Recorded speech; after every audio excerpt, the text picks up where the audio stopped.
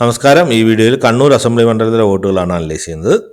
ഇപ്പോൾ 2016 വോട്ടുകൾ ഓരോ മുന്നണിക്ക് കിട്ടിയത് നോക്കാം. 2016 LDF വിജയിച്ചൊരു മണ്ഡലമാണ്. 54,000 വോട്ടിന് LDF വിജയിച്ചു. 53,000 വോട്ട് UDFിനുണ്ട്. 1,200 വോട്ടിൻ്റെ വ്യത്യാസമുള്ള രണ്ട് കൂട്ടർ തമ്മിൽ. അപ്പോൾ ഇതൊരു രണ്ട് തുല്യ ശക്തികളുള്ള ഒരു മണ്ഡലമാണ് കണ്ണൂർ. NDA 13,000 വോട്ടുണ്ട്. NDAക്ക് ഒരു പ്രാതിനിധ്യം അവിടെ ഉണ്ട്. 10,000 കൂടുതൽ വോട്ട് കിട്ടുന്നൊരു മണ്ഡലമാണ്. അപ്പോൾ 21 ആയപ്പോൾ വീണ്ടും LDF തന്നെ അത് കീപ്പ് ചെയ്തൊരു മണ്ഡലമാണ്. അത് 60,000 വോട്ടിന് കടന്നപ്പള്ളി തന്നെ ജയിച്ചപ്പോൾ 60,000 വോട്ട്, UDFിന് 58,000 വോട്ട്, NDA 14,000 വോട്ട്. അവരുടെ സ്ഥിരം ഒരു 14,000 വോട്ട് അവിടെ ഉണ്ടെന്നാണ് ഞാൻ പറഞ്ഞത്. അപ്പോൾ ഇപ്പോഴും തുല്യശക്തികൾ 1,800 വോട്ടിൻ്റെ വ്യത്യാസത്തിനാണ് LDF ജയിച്ചിരിക്കുന്നത്. ഇപ്പോൾ 2024 എന്താണ് വ്യത്യാസം നമുക്ക് നോക്കാം. സ്റ്റിൽ കണ്ണൂർ, ഇപ്പോഴും കണ്ണൂർ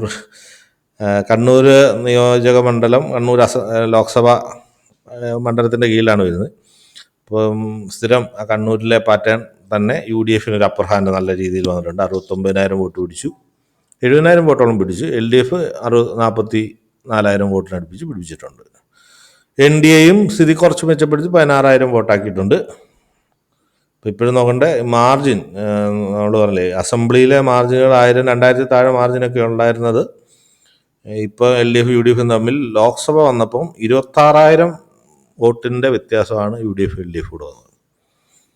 അപ്പം കണ്ണൂർ LDFിൻ്റെ വോട്ടിൻ്റെ ട്രെൻഡ് നോക്കുകയാണെങ്കിൽ കണ്ണൂർ അസംബ്ലി മണ്ഡലത്തിലെ 54,000 വോട്ടുണ്ടായിരുന്ന LDFിൻ്റെ വോട്ട് 60,000 ഇൻക്രീസ് ചെയ്തു 2021. പക്ഷേ 2024 ലോക്സഭയിൽ 43,000 കുറഞ്ഞു. അത് 17,000 വോട്ടിൻ്റെ കുറവ് LDFിൽ വന്നിട്ടുണ്ട്.